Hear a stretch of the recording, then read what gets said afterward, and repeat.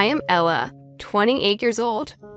My favorite things are white rice balls, and just rice. Yes, I am a slightly chubby new mother who loves rice with all of her heart. I've loved white rice since I was a child, and my mother used to be amazed when I told her that I ate rice from morning to night. My love for rice knows no boundaries. And I even went on a study at a university in the food industry to develop delicious recipes that will go well with rice. It was there I met my current husband, Daniel. We were in the same class, and I was thrilled when he told me that he was a rice farmer. I was born and raised in the city and didn't know anyone who was a rice farmer. He came to the city because he didn't like the fact that his family was a farmer in the countryside.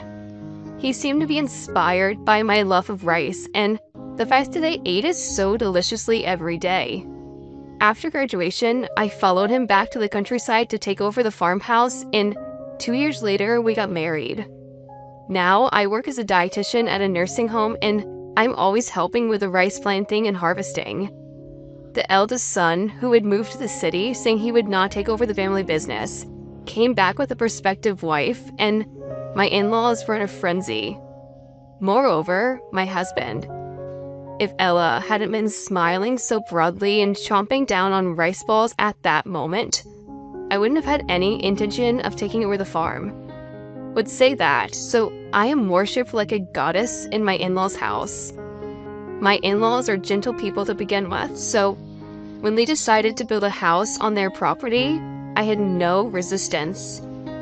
I get to eat delicious rice from a rice-producing region every day.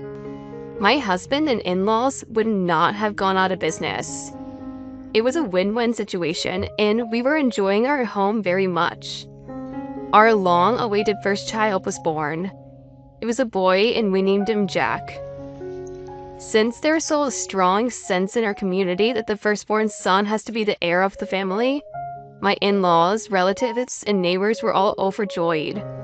Having my beloved husband's child and being blessed by so many people made my days the happiest of my life. My son, who was loved by everyone around me, turned 4 months old. So I decided to go to the health center for a checkup. I was surrounded by babies the same age as my son, and I was excited to think that one day children would become friends with Jack. As I waited for my turn to see the doctor, chatting happily with the kind-looking mother sitting next to me, I suddenly heard a voice above my head.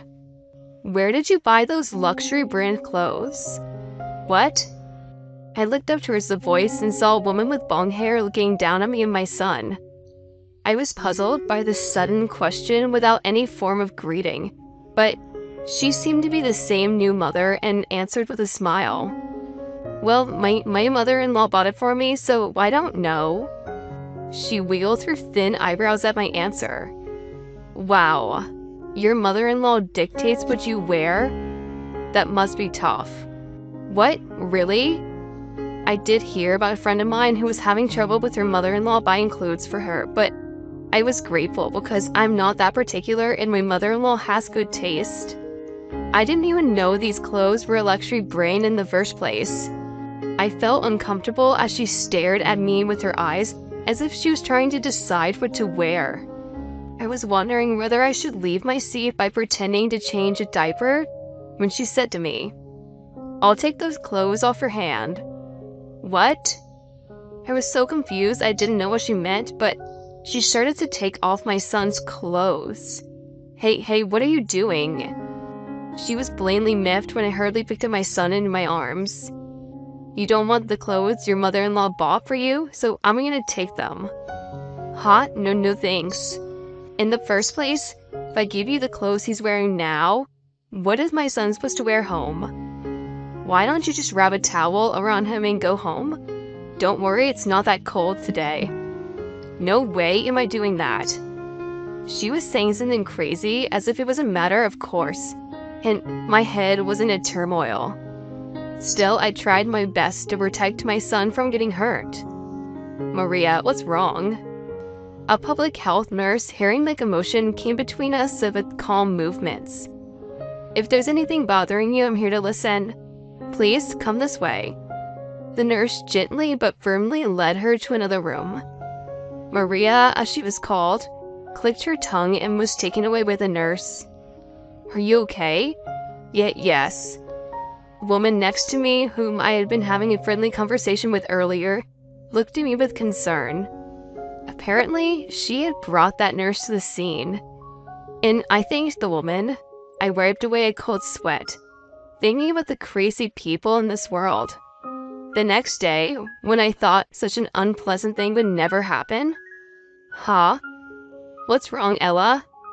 As I was about to take in the laundry I had it hung out to dry in the evening, I noticed something odd. One of Jack's clothes was missing.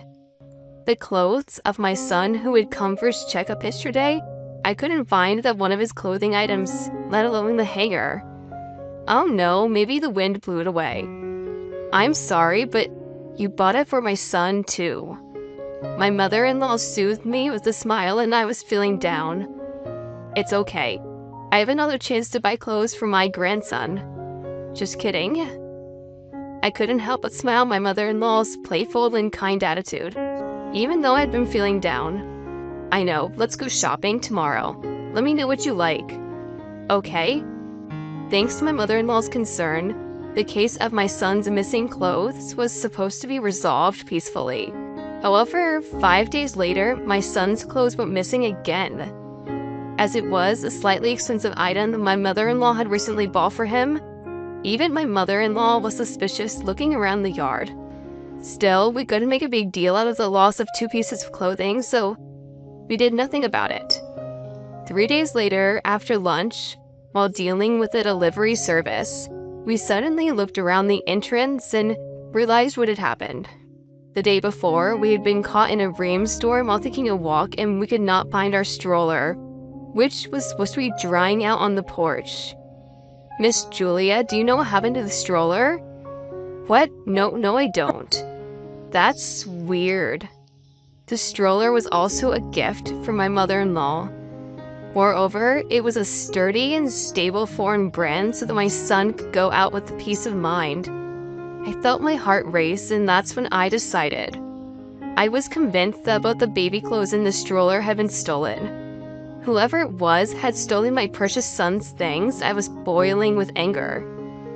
I'm reporting this to the police. I was taking out my phone, my mother-in-law stopped me. "Calling the police over a missing stroller is crazy. But the stroller and the clothes are precious things that you bought for my son." I knew what she did. My mother-in-law used the computer, which she's not good at using, to gather information on buying baby items. I know that she was truly happy about the birth of my son, and that she took good care of my body and gave me good things. I will never forgive anyone who tramples on my mother-in-law's goodwill. Ella. My mother-in-law stared at me inside, trolled and happy. "All right, but don't contact the police." But, as if to calm me down, she says, "A missing stroller won't get the police to make a move. I'll find the culprit more efficiently. You go take a nap with Jack."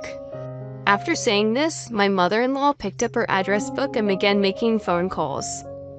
Listening to the leaked conversation, I couldn't help but be impressed by my mother-in-law's acting ability and skillful speech. Surely, in the countryside, we might not be able to find the culprit this way. As I predicted, the culprit was easily found 3 days later. My mother-in-law thought it was someone who lived nearby, judging by the manner of theft. So my mother-in-law's only action was to make tearful phone calls to the wives in the neighborhood to complain about the damage that was caused. With that, the wives all worked together to gather information. The neighborhood's high opinion of me as a wife who came to the city and did not mind taking care of the rice paddies led me to a powerful response. Well, maybe they're just amused onlookers, but my mother-in-law made a lot of phone calls. By the end of the day, the information had spread throughout the entire neighborhood association, and one of the wives gave me a valuable eyewitness report that she had seen a similar stroller in a neighboring town. Based on this information, we questioned the farmer's wife, who lived in the next town, and she admitted to the crime. The network and the countryside is quite frightening. I was then surprised by a woman who visited our house with a baby stroller accompanied by her husband. She was the woman who had tried to rip off my son's clothes at his 4-month checkup. Apparently, she had followed me home after the checkup while pushing the stroller. I was shocked by the abnormality of being obsessed with someone you have only spoken to once, and horrified at the fact that such a person knew about our house. Her husband was trying his best to apologize, but she was looking as if she were flustered. "Did you steal the clothes too?" Hey, you even stole clothes?" Her husband is pale, but she doesn't even change her expression. "What? I only took it because she looked like she didn't want it," she said. "Of course I want them. The clothes and the stroller are precious things given to me by my mother-in-law. I don't like that kind of attitude." "Huh?" She stared at me with hatred in her dead eyes until a moment ago. "You're so obsessed with your mother-in-law. You live with her in the countryside because you're poor, aren't you? Don't you have any pride?" "Huh?" My mother-in-law put her hand on my shoulder. I was about to start a fight with her because of her rude attitude. "Please, take that stroller home. I will buy a new one for my grandson. I will forward you the bill," she says. "What? I wrote it all the way here. What are you talking about?" Ignoring her rant, my mother-in-law spoke to Maria's husband. "Sir, your wife seems to have very sticky fingers. This isn't the first time she's stolen something, is it?" "What?" The blood quickly drained from her husband's face. "I heard all about it. I heard you guys were living in this city, but you suddenly moved here as if you were running away." My mother-in-law pointed out a definite fact. "Oh no." Her face also turned bloodthirsty. "You thought that in the countryside people would forgive you for a little indiscretion, didn't you? But you know the countryside is scary. Prepare yourself." The two of them were blandly flabbergasted by my mother-in-law, who approached them quietly and unobtrusively, but without averting her eyes, and ran off as if to get away. "Miss Julia, how much do you know about the couple?" I asked my mother-in-law. She said she quit her part-time job before coming in here because of her pregnancy, but was fired for skimming money from the co-workers and the cash register. She said something she did similar at her husband's company's house and moved away to escape. I heard that her pregnancy was real and she didn't turn herself into the police of the warmth of the people around her. I wonder what will happen to her in the future, since she caused such a commotion in such rural areas. I see. It is really scary in the countryside, where you get so much information in just 3 days.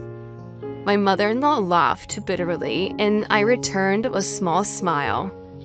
I swore from the bottom of my heart I would never do anything bad.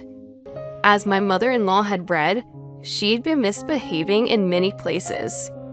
People who found out that we had been looted again to come forward and say that they've also been victims of stealing. Each one may be trivial, but the fact remains that she did a lot of evil deeds. Maria's mother-in-law and husband went around apologizing, bowing their heads to everyone. However, she stayed at home and showed no remorse for her wrongdoings.